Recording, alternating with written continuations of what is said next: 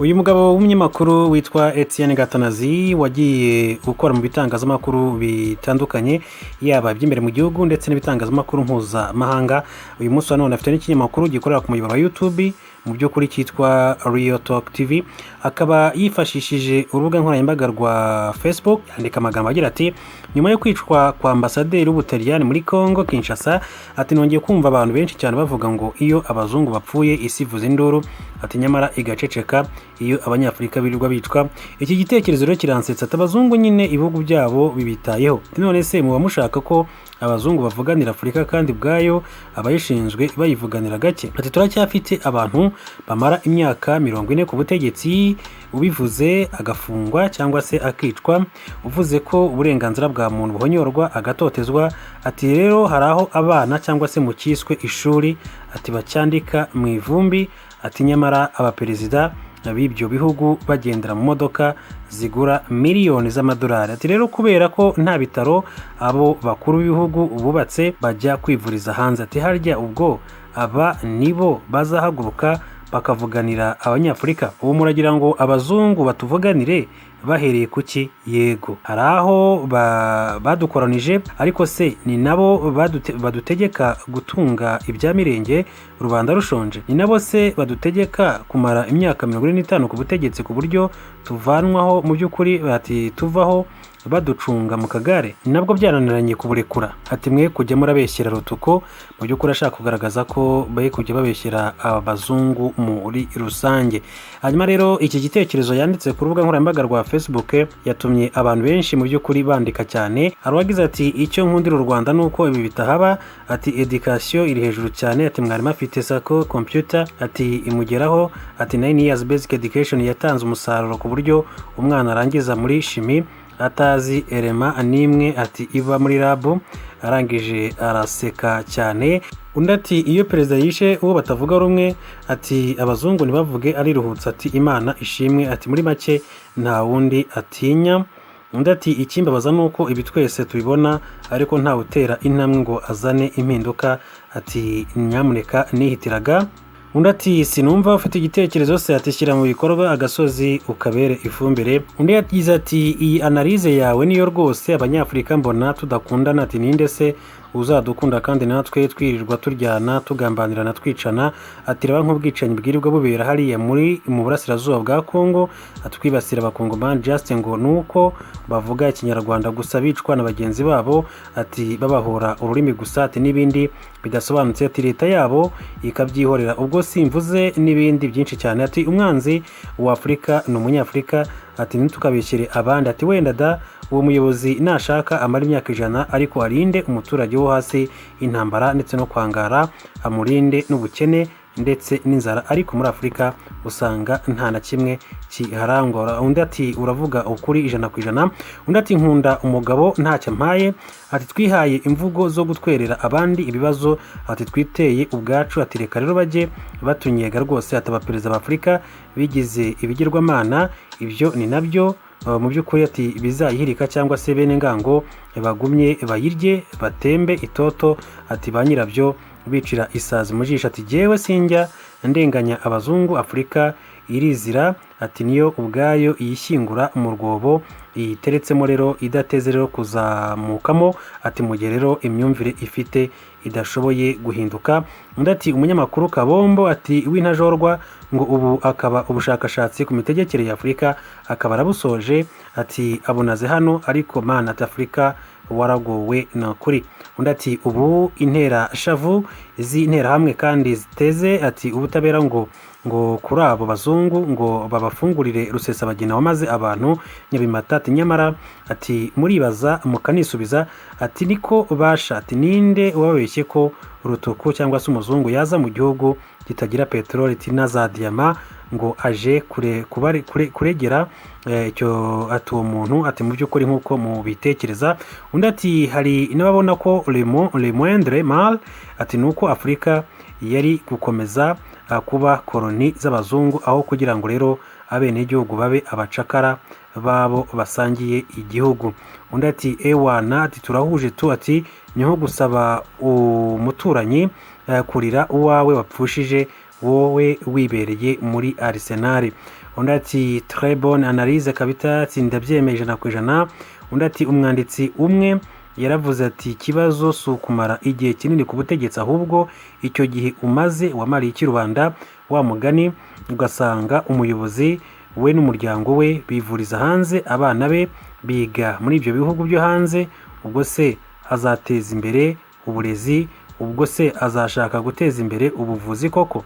Urumva umuzungu nibyo yaradukoronije, ati natwe ati ariko turikoroniza ubwacu, ati twigwizaho ibya mirenge ku ntenyo byo ati ni ibya buri mutegetsi w'umunyafurika, ati niko bigaragara cyane. Undi ati kabisa kureba kure si ugusaza, tushobora kuba witegereza kandi ukagira ukuri kudafitwe na benshi kuri uyu mugabane, kuko uvuze ukuri aba abaye umunyage. Undi ati nyamara ukuri kwawe abakureba bazakwakire, kuko n'abatakuvuga si uko kutabarimo. Ati thank you for the idea, turakoze cyane ku gitekerezo cyiza cyane. Akaba rero ari byo bakomeje kugenda bagarukaho cyane cyane nyuma y'ubutumwa bwa Etienne Gatanazi, umunyamakuru yaramaze gushyira ku rubuga nkoranyambaga rwa Facebook agaragaza ko umugabane wa Afurika ubwawo hakiri ibibazo byinshi cyane byakabaye bikemurwa n'abanyafurika mbere y'uko bavuga ngo umuzungu naze abakemurire ibibazo, kuko nawe afite ibimureba, afite ibireba umugabane we, afite ibireba igihugu cye, mbere y'uko areba ibibera ku mugabane wa Afurika cyangwa se ibibera mu bihugu byo muri Afurika. Kuri uyu wa mbere tariki ya 22 Gashyantare 2021 abantu bagera kuri 3 bahitanwa na COVID-19 mu Rwanda, hanyuma abayanduye ni 146 mu gihe 189 bayikize. Bigaragara ko mu by'ukuri icyorezo cya COVID-19 kirahari mu Rwanda, kiracyakomeza kugenda kinahitana abantu, kuko 3 bahasize ubuzima ku munsi w'ejo, ariko ni nako bagenda bakira mu by'ukuri, nubwo n'abandi nabo bakomeza kugenda bandura. Gusa hari icyizere ko kubera yuko urukingo rwamaze kugera mu Rwanda, ndetse vuba ahangaha hari n'abagiye gutangira kurufata mu cyiciro kindi nk'uko byatangajwe na Minisiteri y'Ubuzima. Hanyuma abantu bagera kuri 3 bahitanwe na COVID-19 harimo abagabo 2, umwe w'imyaka 85 n'undi w'imyaka 77 bo muri Kigali, ndetse n'undi w'imyaka 43 wo mu karere ka Gicumbi mu ntara y'Amajyaruguru. Hanyuma bakomeza bagira bati umubare w'abanduye kuri uyu wa mbere watumye abamaze kwandura bose mu Rwanda baba 18,199, barimo 16,992 bamaze gukira, ndetse na 955 bakirwaye, ariko abagera kuri 252 imaze kubahitana. Abarembye rero ni 13, mu gihe ibipimo bimaze gufatwa ari 985 birimo 2,665 byafashwe kuri uyu wa mbere. Ibimenyetso by'indwara ya COVID-19 biracyarimo inkorora, ibicurane, guhumeka bigoranye n'umuriro, ikaba yandura binyuze mu matembabuzi aturuka mu myanya y'ubuhumekero. Hanyuma abanyarwanda bagirwa inama yo gukomeza kubahiriza amabwiriza yashyizweho n'inzego zibishinzwe, bibuka kwambara agapfukamunwa buri gihe bavuye mu rugo, bakaraba intoki kenshi, birinda amakoraniro n'ibindi bintu byose bishobora guhuriza hamwe abantu benshi cyane. Basoza bagira bati twihanganishije imiryango y'abagabo bagera kuri 3 b'imyaka 85, 77 b'i Kigali bombi, ndetse n'imyaka 43 w'Igicumbi mu ntara y'Amajyaruguru bitabye Imana. Ati mu by'ukuri Imana ikomeze ibakire, ndetse kandi imiryango yabo ikomeze kwihangana ubwo kubura rero mu by'ukuri abavandimwe. Hanyuma tukiri ku bijyanye na COVID-19, reka mbabwire yuko hano mu gihugu cy'u Rwanda CP John Bosco Kabera, umuvugizi wa polisi, aragira ati hari ibidahinduka. Abo akaba rero ari byo CP John Bosco Kabera yavuze avuga ku mabwiriza mashya yo kwirinda COVID-19. Umuvugizi wa polisi y'u Rwanda CP John Bosco Kabera yavuze ko nubwo hakomeje gushyirwaho ingamba nshya zo kwirinda icyorezo cya COVID-19, ati mu by'ukuri cyo ntabwo kigeze gihinduka. Ati bityo rero abanyarwanda bakwiye gukomeza kwitwararika nk'uko yabigarutseho. Ibi rero umuvugizi wa polisi y'u Rwanda yabivuze mu gihe guhera kuri uyu wa kabiri tariki 23 Gashyantare hatangira kubahirizwa amabwiriza mashya yashyizweho n'inama y'abaminisitiri yateranye tariki ya 19 Gashyantare 2021 akazageza tariki ya 15 Werurwe 2021. CP John Bosco Kabera yagize ati leta igenda ifata ibyemezo bitewe n'imiterere y'icyorezo cya COVID-19, ariko abantu bagomba kumenya ko kwambara agapfukamunwa neza byo bitahindutse, guhana intera hagati y'abantu ni ngombwa, utubari turakomeza gufunga, ibirori n'andi makoraniro ahuza abantu ntabwo byemewe. Abantu bagomba gukomeza kugira isuku, bakaraba amazi meza n'isabune. Ati bagomba kandi gukomeza kubahiriza amasaha y'ingendo n'andi mabwiriza yose atangwa. CP John Bosco Kabera yavuze ko nubwo ibi bintu bivugwa kenshi ariko hakunze kugaragara bamwe mu bantu babirengaho nkana.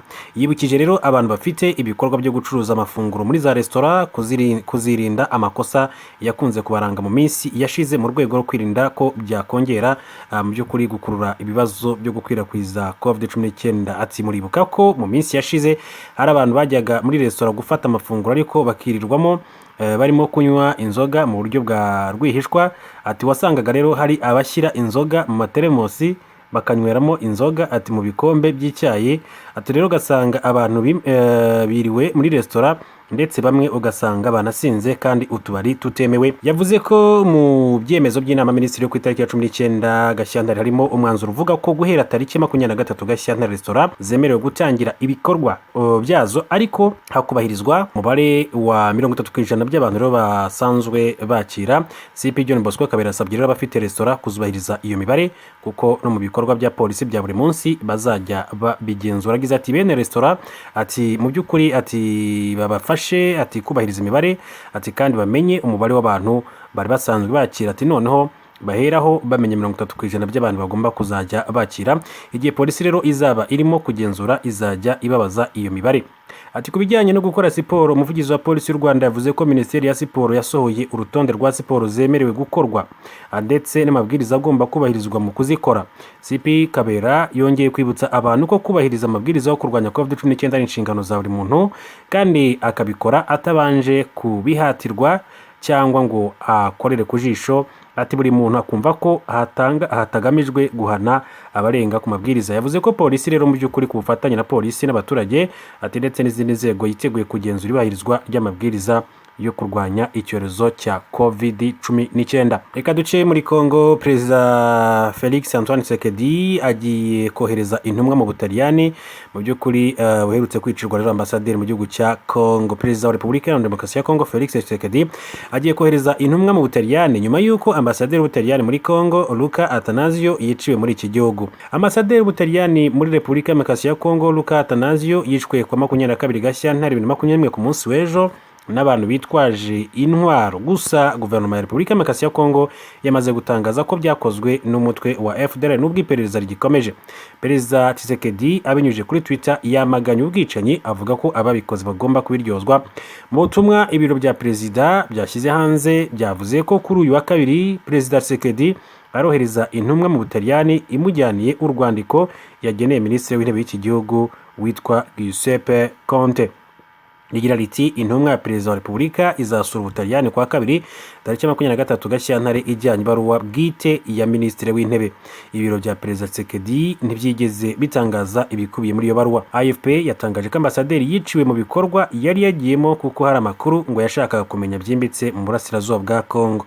Ubuyobozi bw'ubutumwa bwa Loni bushinzwe kugarura amahoro muri Repubulika ya Demokarasi ya Kongo MONUSCO bwamaganye icyo gitero cyahitanye ambasaderi Luca Attanasio. Mu by'ukuri busaba ko ababikoze babiryozwa.